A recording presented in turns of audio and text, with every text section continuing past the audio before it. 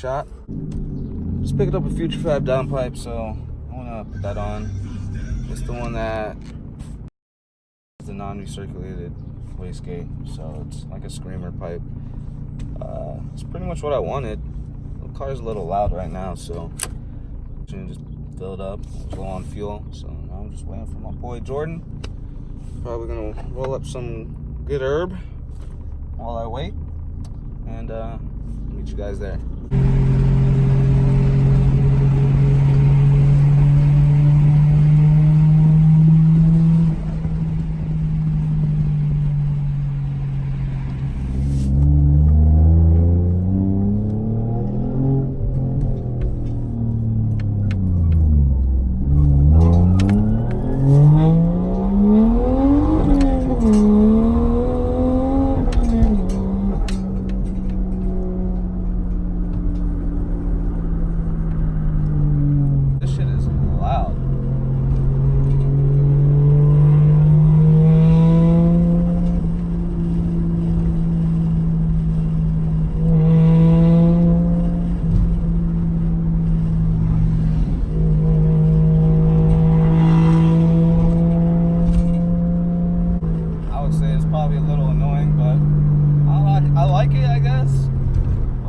I just want the open wastegate, man. I just want it to scream.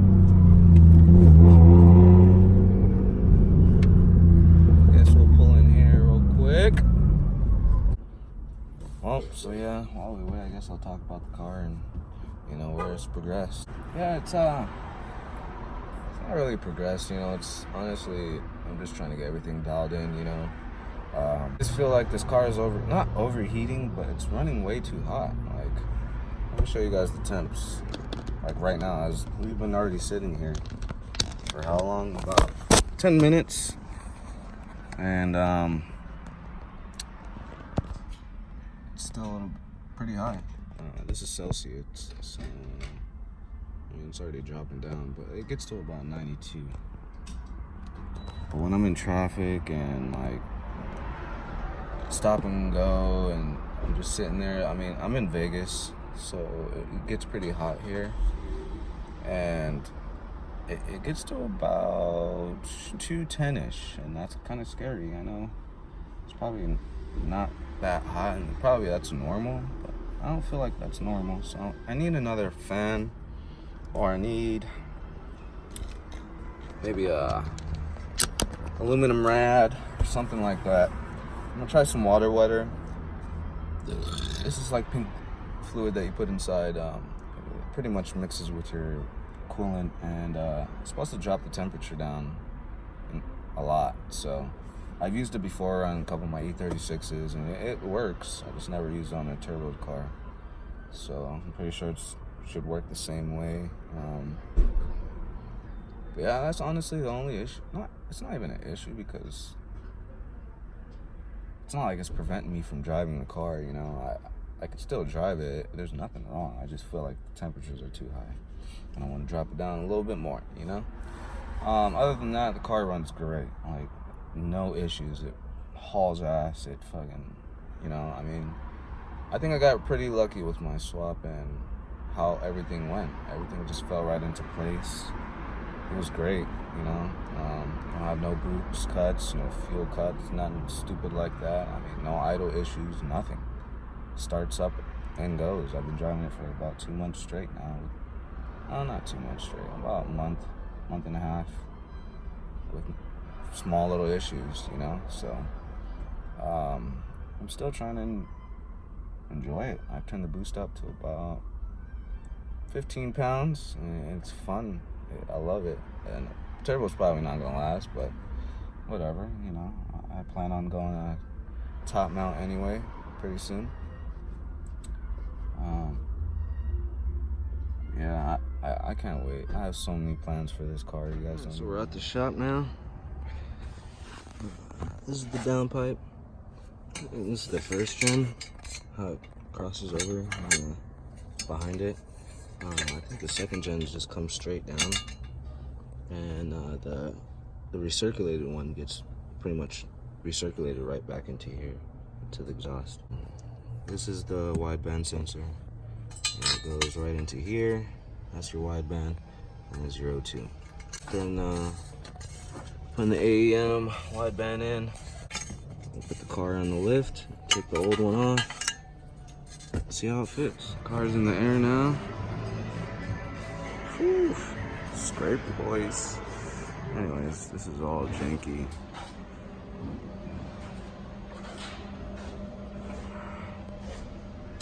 Here it is, boys. That's the one I made.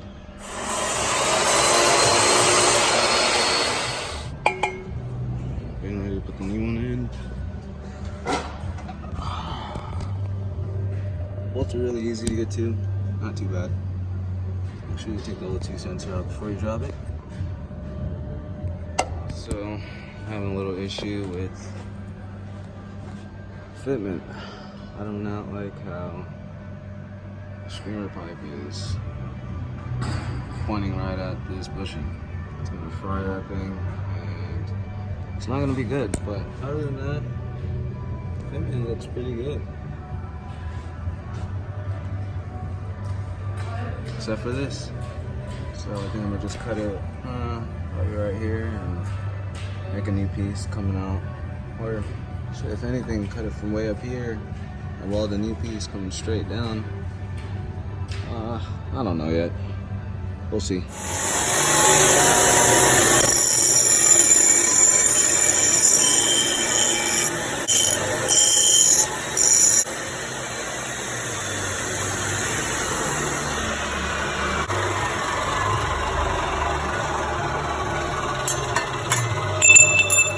New V-bands.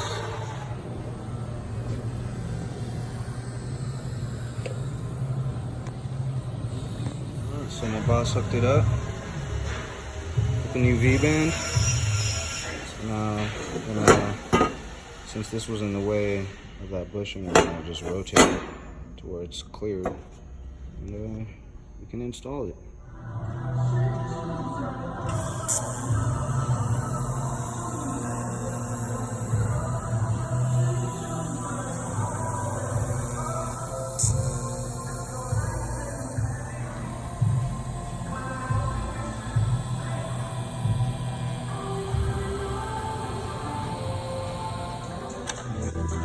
So, before you put it in, make sure you put the O2 sensor in. It's a lot easier, I guess, instead of trying to find two bolts on the top while it's bolted up to the turbo already. So,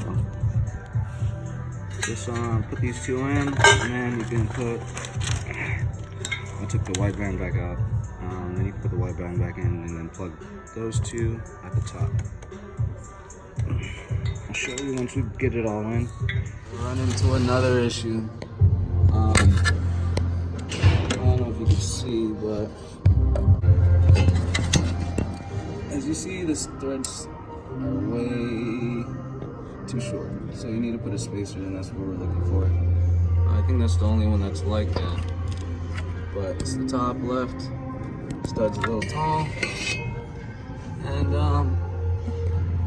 yeah, that's the only one that I see. So let's get a spacer for that.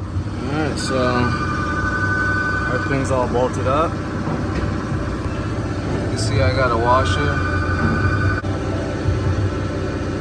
Just put a little washer in between, so.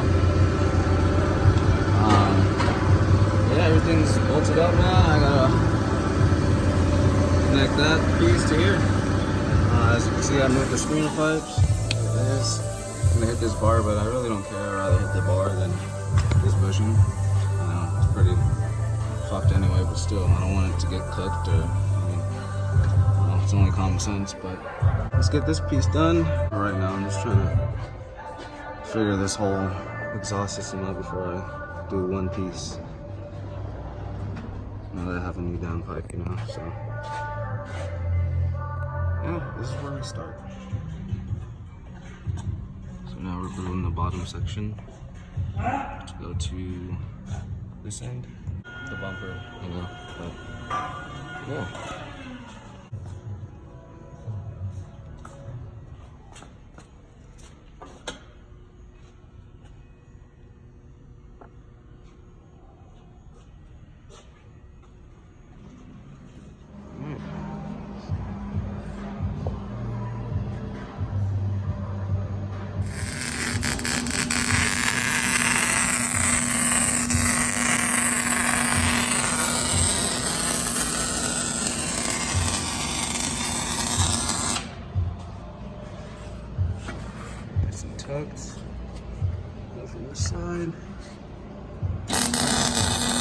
is. It's really annoying, but try to pick it up as much as you could, you know?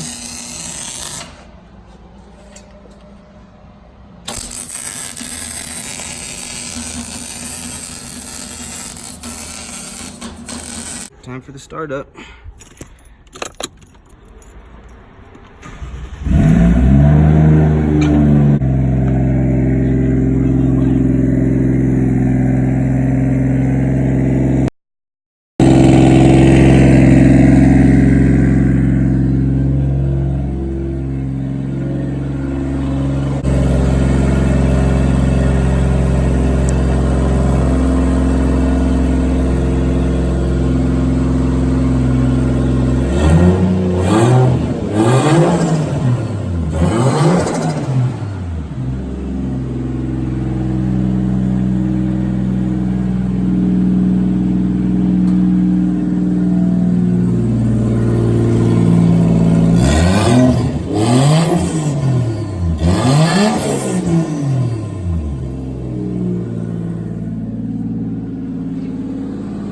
Sick.